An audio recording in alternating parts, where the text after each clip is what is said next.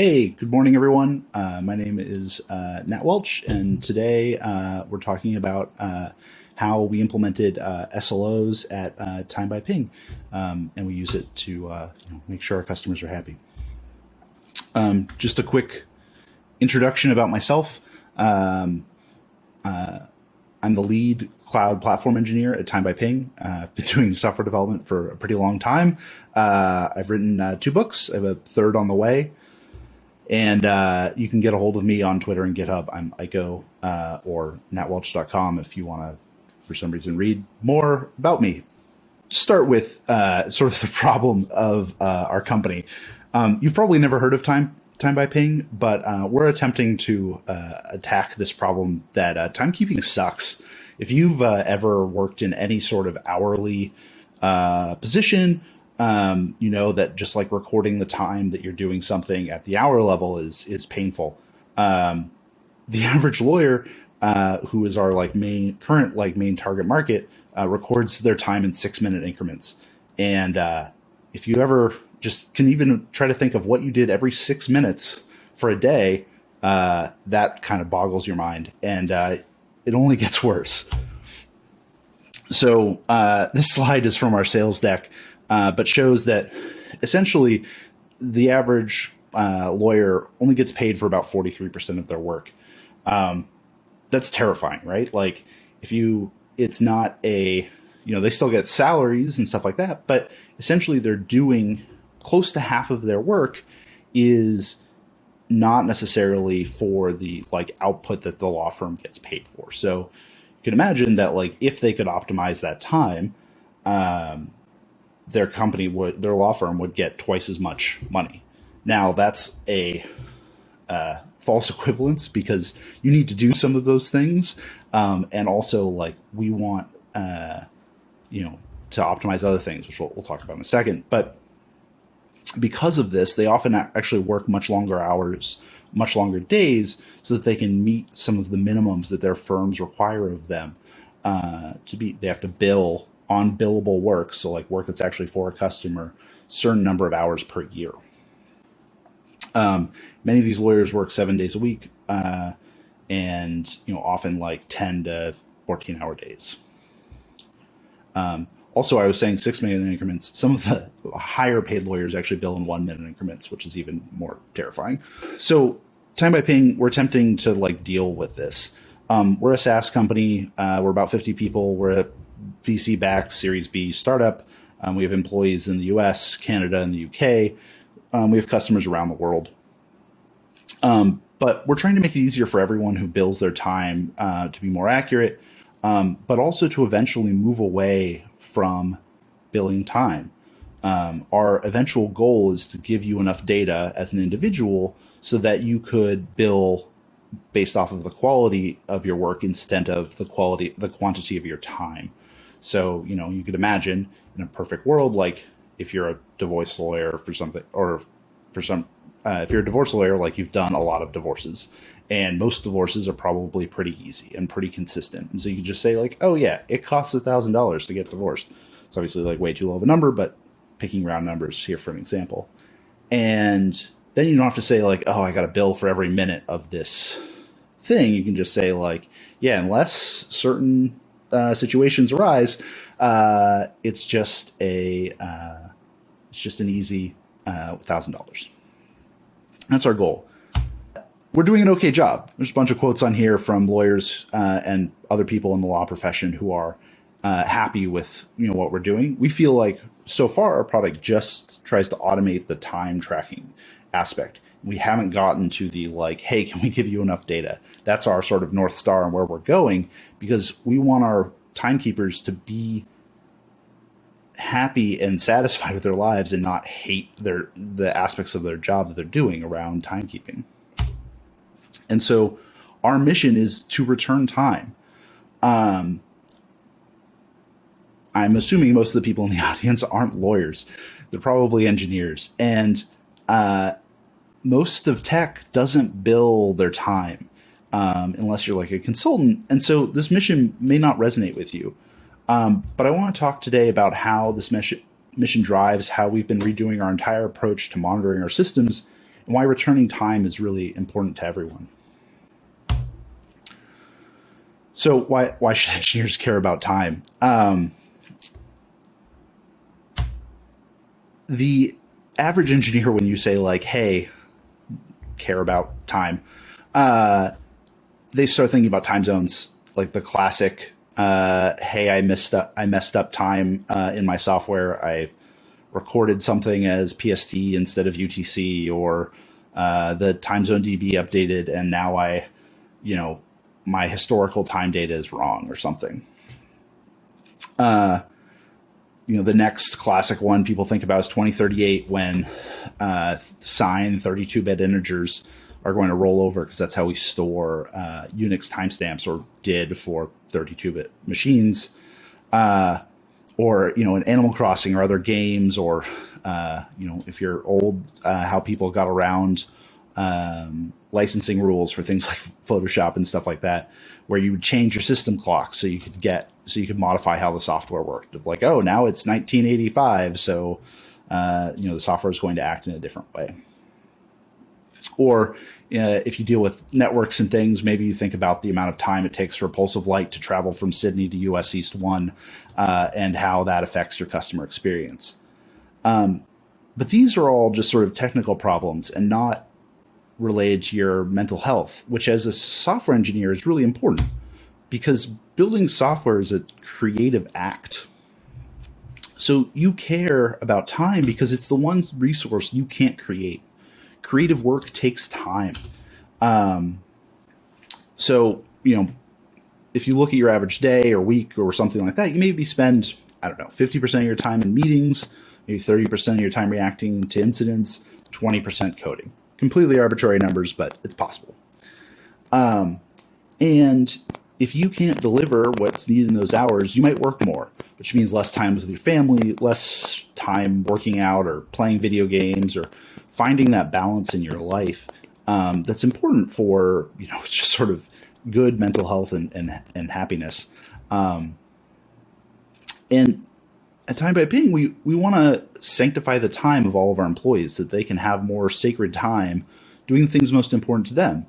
For me, that's going out and in the morning getting a cup of coffee or a donut or a bagel or something, and just kind of walking around and sort of slowly getting used to the day, and sort of processing my thoughts from the previous day.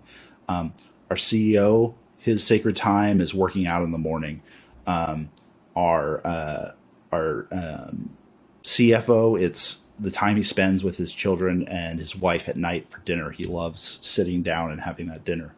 All depends on the individual and what's important to them, but for everyone that's different, and you need that to maintain sort of happiness and not burn out and be unhappy in your life and in your job. So when I joined TimeByPing in 2020, sort of bringing it back to sort of what I do for a living and working on infrastructure and reliability, we had a variety of problems when we were thinking about how our system works. We had 9 monitoring services that we paid for, external vendors. We only had alerts for CPU and memory on our containers where our service ran. And we had no consistent on-call rotation. We had one, but a lot of alerts just kind of got ignored. Not a lot of people understood really what they meant. And there were actually people who were no longer at the company on the rotation. So all sorts of problems. And all of this is made harder from sort of the traditional web application reliability world, because we run a desktop application and we have per customer infrastructure. So every law firm has a copy of our infrastructure for sort of network isolation. And then their main way of interacting with our system currently is through a Windows desktop app, because many of our customers or many lawyers exclusively use Windows and Microsoft products. All right, so let's fix it.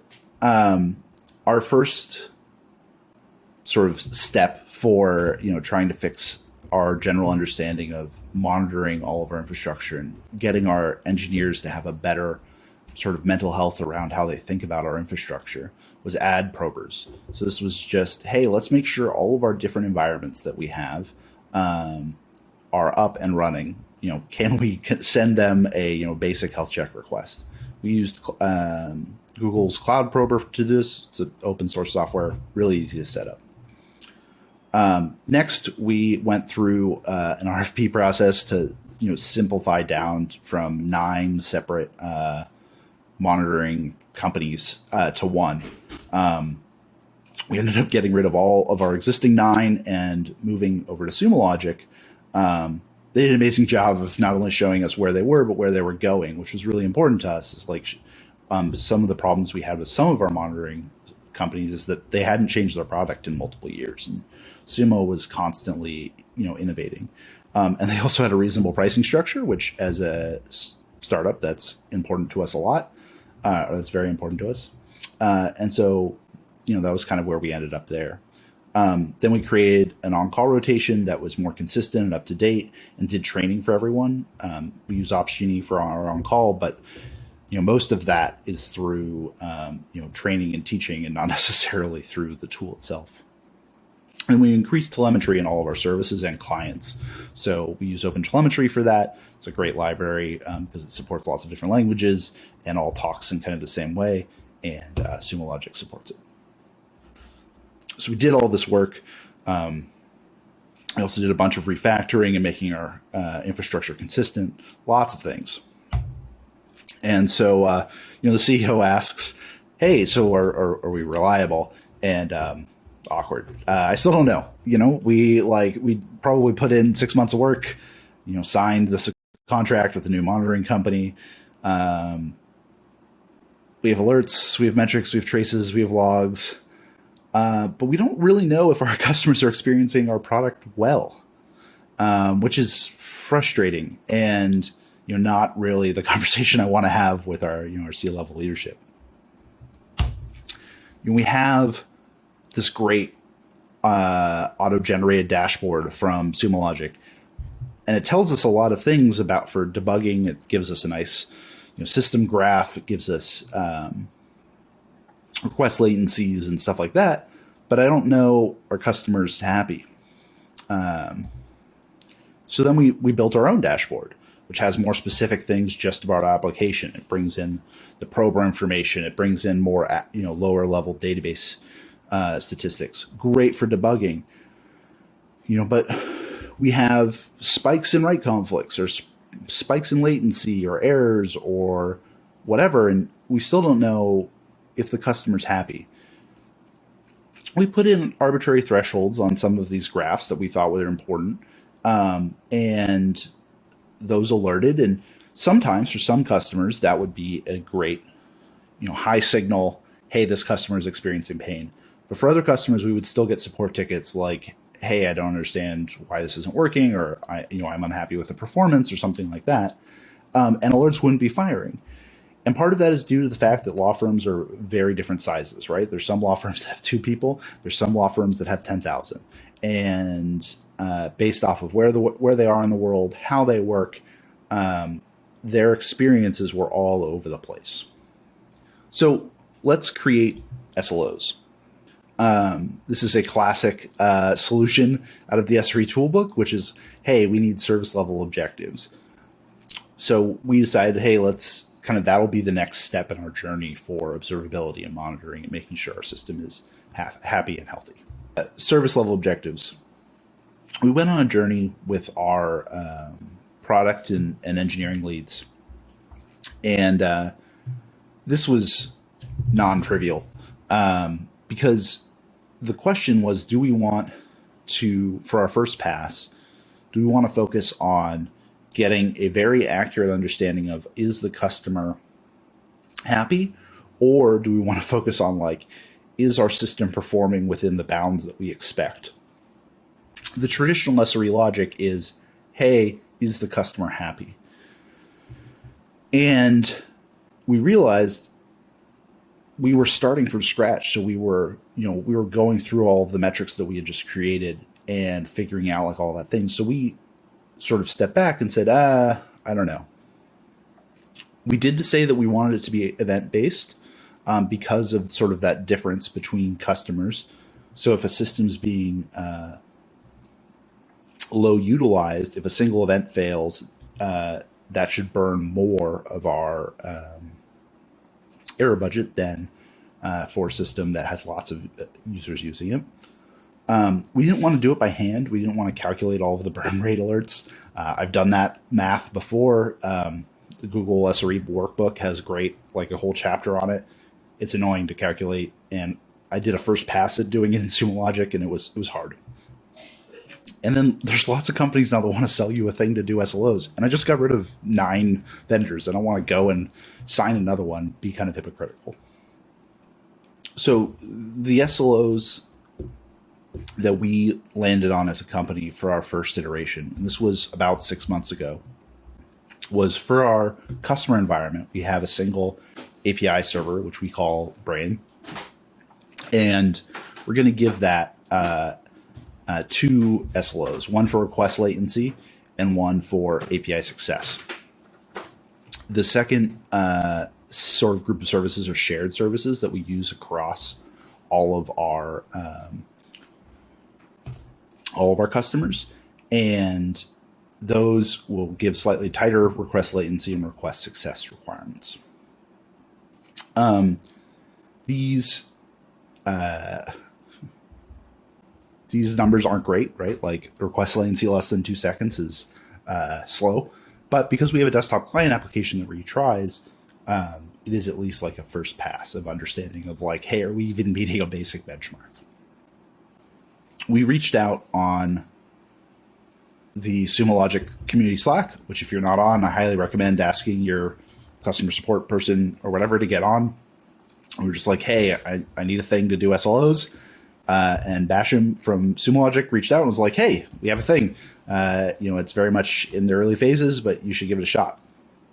And so we started a process of being enrolled in their beta and giving lots of feedback and trying it out. And over about 3 or 4 months, we got to a place where the product was really good for us. We had tens of customers, and so we didn't really want to go through and put in for every customer. We have like have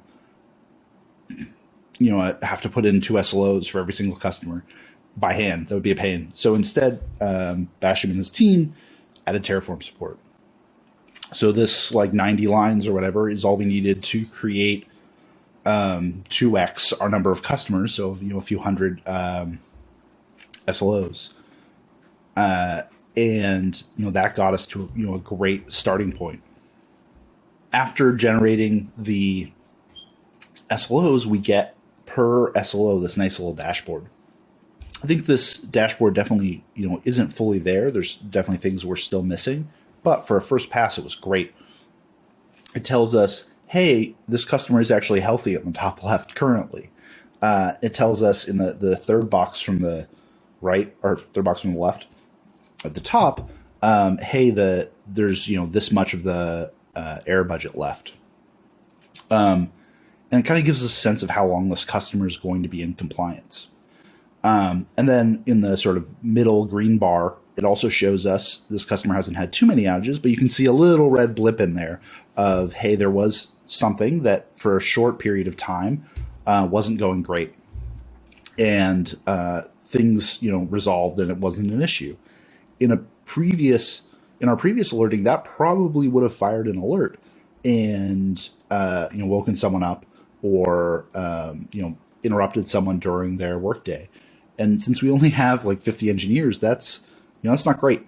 And so here we're moving away from that. There's some huge wins that came out of this, right? So this was easy to automate since we have so many environments and services to do by hand. Now, when we spin up new services, we can create generic SLOs to start, and then our per customer stuff stays whenever we onboard a new customer, it's automatically generated and started. This used existing data. One of the big reasons we didn't want to spin up a new customer is we'd have to then come up with some sort of pipe to send the data over. Also, Sumo Logic exports a bunch of the data as a raw source. so we can query that and put it into our handmade dashboards if we wanted to. And a very responsive product team. Like I mentioned, they added Terraform support. They also drastically improved the performance during the beta, which was wonderful. Finally, it was free. It was just an add-on to Sumo Logic. I didn't have to go through our procurement process to add a new vendor or anything like that. So our next steps, we haven't started alerting on the SLO burn yet. Sumo Logic supports this, but mostly we've been monitoring it over the past few months of, are these, are the graphs consistent with either customer complaints or other alerts that we see? So far, the burn alerts would have caught everything, which makes we're actually planning on turning these on in the next week or so. This is still just the main API for our service endpoint. We're not monitoring our ML pipelines. We're not monitoring some of our other per customer services, and we're not monitoring every single shared service yet. So we want to expand there. We also want to add SLOs for non-request based things. So business related metrics that we added during the telemetry expansion that I mentioned in an earlier slide. So we have a better understanding of how the desktop application is working. Why does all of this matter? We've worked through a ton of different systems, and we've added a bunch of alerting now, and we have these metrics, and I want to be able to go to our CEO and tell him, like, yes, our software is reliable, and it's not at the expense of our employees' mental health. We want to sanctify the time of our employees so that they get less of alerts at 3 a.m. where they do nothing. We want to do more alerts we want there to be less stress around the code an engineer wrote last week that's just being deployed. We want less support escalations asking if we know about the outage a customer is complaining about. Sanctify the time not just of our engineers, but of the people on our customer support team, on our sales team, et cetera, across the company. We want that higher quality of understanding so that we can have those conversations internally that not only are we providing a good product for our customers, but we're also improving the mental health of our engineers as they go through and use, as they build our product. Thank you, and I hope you all have a great day.